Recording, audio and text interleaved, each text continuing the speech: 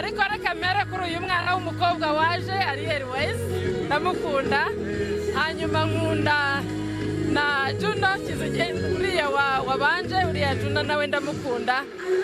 Ubwo yenda wa gatatu reka mvuge Riderman, nitwa Jacqueline Kayitare, ni umuyobozi w'akarere ka Muhanga. Turakwakiriye ku Mpinga Media, ikaze. Murakoze cyane. Bwa mbere na mbere nishimiye kubona umuyobozi mu gitaramo twakita icy'urubyiruko cyangwa imiziki. Wowe ubifata gute kuba uri hano aka kanya? Aba bana nubwo tubita urubyiruko ariko ni abana bacu, kandi inshingano zacu nuko tugomba kubitaho buri gihe. Ni ukuvuga ngo rero aho bari ni ngombwa ko natwe tugomba kuba duhari, kandi bibashimishije ni ngombwa ko natwe tuba duhari tukishimana nabo. Birashoboka ko umuyobozi abantu bumva ngo ni uw'akarere ashobora kwenjoyinga nawe akaba yakumva umuziki, akumva ni ikintu agomba kugaragaza mu buzima bwe. Yego, umuziki sinzi niba hari utawukunda. Wenda abantu ntabwo bakunda injyana zimwe cyangwa se n'amagambo agize indirimbo mu buryo bumwe, ariko indirimbo ni kimwe mu bintu bishimisha abantu bose, hanyuma yenda ubwo bakanyuranira mu byo bakunda mu ndirimbo, ariko indirimbo ni ikintu cyiza kandi kiranaruhura. Urubyiruko murufata gute mu miyoborere? Ibintu bishimiye mwebwe mubifata gute nk'abayobozi?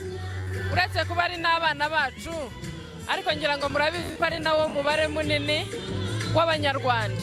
Umuyobozi wese rero ni inshingano, ndetse n'ababyeyi, umuntu wese mukuru ni inshingano ko aba hafi y'aba bana. Birumvikana ko aba nitubarera neza, nitubitaho, nitubabungabunga, imikurire yabo ayishyiramo icyizere cy'ejo hazaza, u Rwanda rwacu ruzakomeza kuba rwiza nk'uko twifuza. Umuziki ubona ari ikintu cyiza cyo gutangiramo ubutumwa? Cyane cyane, nakubwiye ngo abantu bose burya umuziki barawukunda, nubwo banyurana mu buryo bwo kuwukunda bakagira ibyo bakunda binyuranye, ariko mu muziki aho rero abantu bahurira kandi ari benshi, ni umuyoboro mwiza wo kunyuzamo ubutumwa uba wizeye ko bugera kuri benshi kandi bukagira n'akamaro kuri benshi. Yego. Muri iki gikorwa cya Iwacu Muzika Festival, niyo nama wagira nk'urubyiruko mu byo bashobora gukurikiza, cyangwa urebeye no mu karere kawe n'iki wabwira urubyiruko rwawe muba mwahuriye hano? Aba ni abana bacu, kandi inshingano zacu nk'ababyeyi ni ukubitaho kugira ngo tubategure ejo hazaza habo heza. Muri urwo rugendo rero rwo kubategura no kubafasha kugira ngo bazavemo abantu bakuru beza, ni ngombwa ko nabo ubwabo bagira uruhare mu mahirwe igihugu cyabashyiriyeho. N'ibi bitaramo biba byaje ni amahirwe kugira ngo abana bacu bagire umwanya wo kwishima, kwisanzura, ndetse no guhura bangana batyo. Ariko habaho n'izindi gahunda nyinshi zirengera urubyiruko ndetse zinarufasha, zikabubakira ubushobozi kugira ngo bashobore kugira impamba ifatika y'ejo hazaza ku buzima bwabo. Ni ngombwa rero ko nabo bagira uruhare, babyaza umusaruro ayo mahirwe, kandi bakirinda ibyangiza ubuzima bwabo, bagahitamo ibibafitiye akamaro. Nibwo ejo hazaza twese twifuza tuzashobora kuhageraho. Ikibazo cy'amatsiko, nk'umumeya wakemera ko umwana wawe ashora mu muziki? Yego, nabyemera. Aka ni akazi, aba barimo kuririmba barimo gukorera amafaranga. Ntago rero navuga ngo nabuza cyangwa se nakwanga ko umwana ashora mu muziki. Mu byita industry, ni uruganda. Igihe rero umwana ahubwo yagaragaje impano, ko uru ruganda yaruzamukiramo bikamuteza imbere, namushyigikira. Ni iki ubona abantu bakuru cyane cyangwa bari mu rugero batari mu rubyiruko bibeshya ku bantu bakora umuziki kandi atari cyo? Sintekereza ko ibyo bikibaho, kuko turimo turabona iterambere ry'abanyamuziki ndetse n'iterambere ry'igihugu muri rusange rishingiye ku mpano z'abantu. Umuntu rero waba akibishidikanyaho uwo nguwo yaba afite ikibazo cyihariye, ariko u Rwanda rwashyizeho amahirwe kuri buri wese, ndetse runafasha umuntu wese wagaragaje impano ishobora kumuteza imbere ndetse ikanateza imbere umuryango we, igihugu muri rusange. Ntago rero tukibeshya ku mpano runaka. Aba ni abaririmbyi, hari abatera umupira, hari abakora ubukorikori bunyuranye, ariko byose byaragaragaye ko iyo umuntu abishyizeho umutima akiga kubikora neza akabinoza, bimuteza imbere ndetse bigatanga n'umusanzu ku iterambere ry'igihugu. Ni abahe bahanzi batatu ukunda cyane mu Rwanda? Bose rero ndabakunda, ariko reka mbere kuri uyu mwana w'umukobwa waje Ariel Ways, ndamukunda. Hanyuma nkunda na Juno Kizigenda, uriya wabanje, uriya Juno nawe ndamukunda. Ubwo yenda uwa gatatu reka mvuge Riderman. Asante sana. Akantu ka gatoya, nize gahunda zikwiriye urubyiruko mu karere ka Muhanga wifuza ko abajene bamenya? Abana bacu twifuza ko biga. Kwiga ni isoko yo kumenya, kandi iyo umuntu azi neza, afite ubumenyi buhagije ku cyamubeshaho, ibyo byo nta gushidikanya abaho. Twifuza rero ko abana bacu bose nta n'umwe uvuyemo yiga, kuko wowe ni umusingi twese tugomba no guharanira ko abana bacu bawugira. Hanyuma rero icyo umuntu yize akiminuzemo, akige, ashishikazwe no kukimenya bihagije, hanyuma akigire intwaro, akigire impamba izamufasha mu buzima bwe. Icyo rero nicyo twifuza. Abana bacu birinde ingeso mbi, birinde ibibarangaza, bafate mu ntoki amahirwe igihugu cyabahaye, kandi natwe twiteguye gukomeza kubaba hafi kugira ngo inzozi zabo bazazigereho. Turabashimiye, reka dukomeze turye show.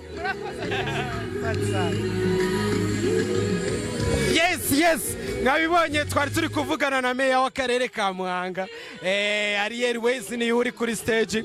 Ibintu biracyaryoshye, turacyari Impinga Media, ndacyagenda guhereza interviews z'abantu batandukanye, mubwira nuko show iri kugenda igenda hano. Murakoze ukomeze kuba hano, turi kumwe nawe, turacyari kumwe. Ni Kizbi kuri kamera, genda Patrick Caprio. Yes I.